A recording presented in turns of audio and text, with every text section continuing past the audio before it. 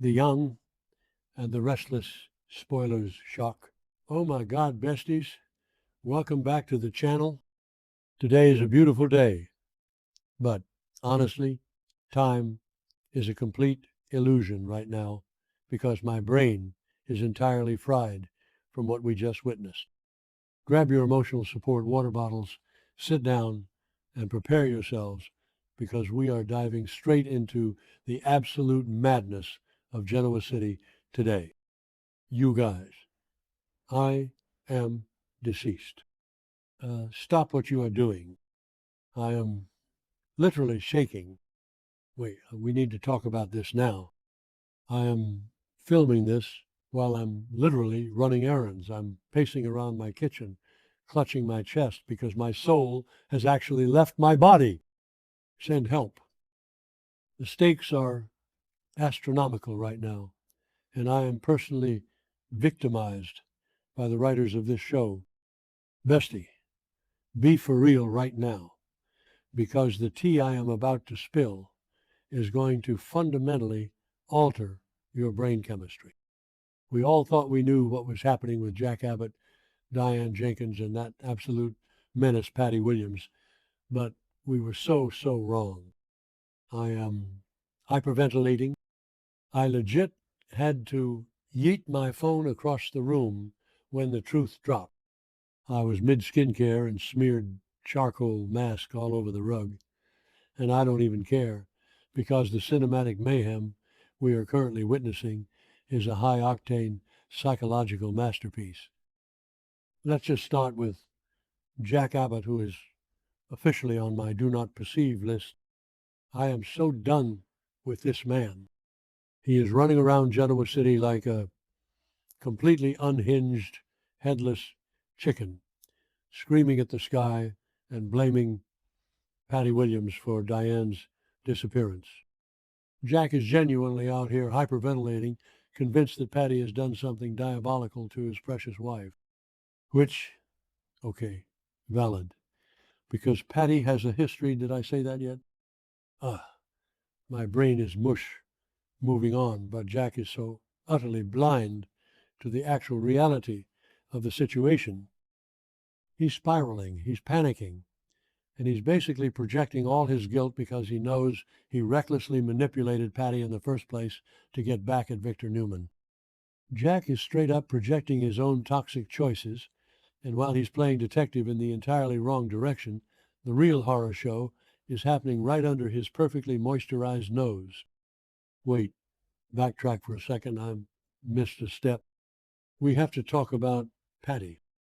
Patty is just sitting there, eerily calm, swearing up and down that Diane left of her own free will after catching Jack in a compromising position. And Jack is losing his mind because Patty's calm demeanor is terrifying. Honestly, the vibes are so sinister. But, and don't even get me started on the vibes, Patty is actually telling the truth about not kidnapping Diane. I know. I'm glitching. Okay. Back to the main event. The fact that Jack is wasting precious hours interrogating Patty while the real villain is orchestrating a masterclass in psychological warfare is genuinely making me want to scream into a pillow. Wait, hold on. I should have mentioned this earlier, but Matt Clark is faking his amnesia. Yes, the absolute audacity. Matt Clark, the man who is currently in custody, the man who is supposedly a blank slate with zero memory of his heinous crimes against the Newman family, is running the most insane, diabolical long con in the history of Genoa City. I am physically vibrating from the sheer audacity of this man. While Nick Newman is bizarrely trying to hold Matt's hand and jog his memory so he can punch him with a clear conscience, which is honestly so unhinged. Nick, bestie, please get therapy. Matt is secretly pulling the strings of the most devastating revenge plot we have ever seen. He is not a victim of memory loss. He is a calculated, cold-blooded predator who has orchestrated Diane's disappearance to completely obliterate Jack from the inside out. You guys, The truth, the actual devastating truth is that Diane Jenkins is locked in a dark, damp, terrifying basement right underneath an old Newman property. I am literally unwell. Imagine the aesthetic choice here. The writer's putting her under a Newman property while Victor is upstairs taking a victory lap and gaslighting Nicky into praising his business acumen. It's giving Shakespearean tragedy mixed with a total dumpster fire. Matt Clark has physically imprisoned Diane in this horrific dungeon. It's not just a kidnapping, it is a full-blown psychological torture chamber. The lighting, the dripping water, the sheer isolation, it is cinematic perfection. But I am crying real tears for Diane. And it gets worse. Matt isn't just holding her captive, he is straight up breaking her mind into a million pieces. He is using these incredibly toxic, deeply manipulative psychological tactics to destroy her will to live. He is forcing Diane to listen to fake audio recordings. Yes, fake audio of Jack Abbott. Like, imagine the crackle of the tape, the artificial splicing of Jack's voice saying things like, "I never loved her," or "Patty is the only one for me." It's giving deep fake horror. Matt probably spent hours editing those tapes just to inflict maximum emotional damage. The recordings are engineered to make it sound like Jack has completely abandoned her, that he doesn't care she's gone, and that he has gleefully gone back to Patty Williams. Can you even imagine? Diane is sitting in the freezing cold, starving, isolated from the world, and she is being forced to listen to the love of her life, essentially say she means nothing to him. I'm genuinely sick to my stomach. This betrayal personally attacked my soul. Wait, I need to pause because my heart is racing. Matt is literally whispering poison into her ear. He is taunting her in the dark, telling her that absolutely no one is looking for her, and then he drops the most nuclear, devastating line ever. He tells her that no one is going to go searching for a woman who has already died once before. Oh my God. The callback, the lore. Diane famously faked her own death years ago, and Matt is weaponizing her own messy history against her.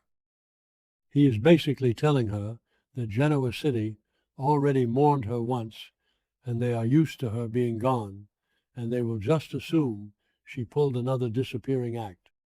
He is stripping away her hope piece by piece, and it is the most evil, brilliant villain arc I have ever witnessed.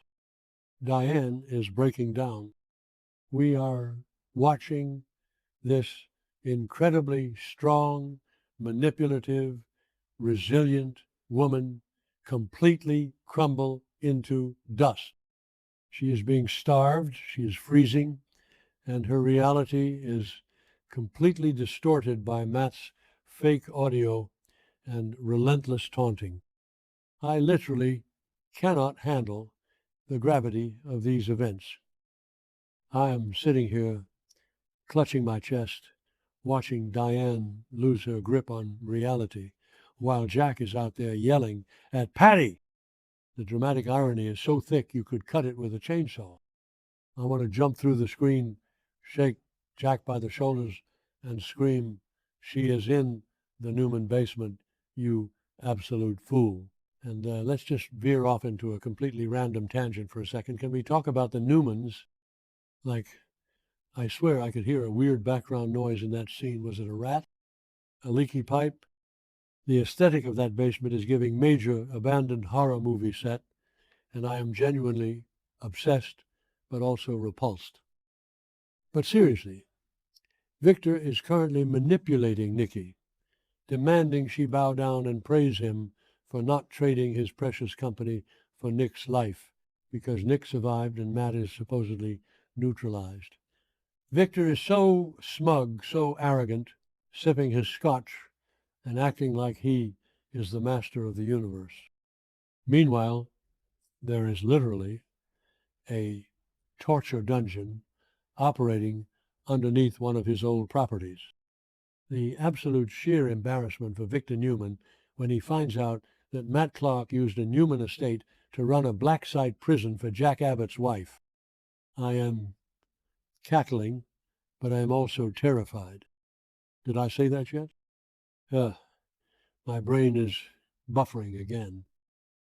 Oh, hold on. I should have mentioned this earlier, but Nick Newman is officially the most clueless person on the planet right now. Nick is out here trying to cure Matt's amnesia. Let that sink in. Nick is trying to help the man who is currently torturing Diane Jenkins. If Nick actually succeeds in jogging Matt's memory, what is he going to do? Is Matt just going to laugh in his face and say, "Oh yeah, by the way, I've got Diane locked in a basement"? Nick is literally handing Matt the keys to his own destruction.